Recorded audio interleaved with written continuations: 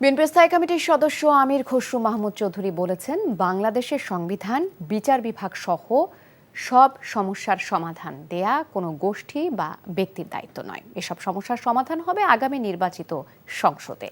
বিকেলে চট্টগ্রাম বন্দর জাতীয়তাবাদী শ্রমিক দল আয়োজিত মহান স্বাধীনতা দিবস উপলক্ষে আলোচনা সভা ও ইফতার মাহফিলে এসব কথা বলেন তিনি।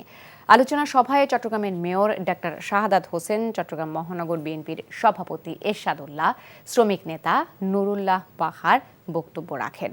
আমির খসরু মাহমুদ বলেন, নির্বাচনের মাধ্যমে জনগণের প্রতি দায়বদ্ধ ও জনগণের কাছে জবাবদিহি থাকবে এমন সরকার গঠনের মাধ্যমেই সব সমস্যার সমাধান হবে। অন্য কোনো গোষ্ঠী বা ব্যক্তির কাজ নয় বাংলাদেশের সংবিধান, বিচার বিভাগ বা বিভিন্ন সমস্যার সমাধান দেয়া। নির্বাচিত সরকার হবে যারা জনগণের কাছে দায়বদ্ধ থাকবে, জবাবদিহি থাকবে। তার মাধ্যমে আমরা আরো যে সমস্যাগুলো আছে একটার পর একটা সমাধান করব।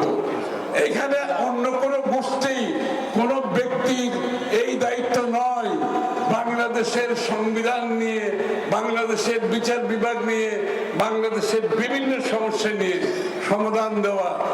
এই ঈদে জামা জুতো অ্যাক্সেসরিজের ডিসকাউন্ট।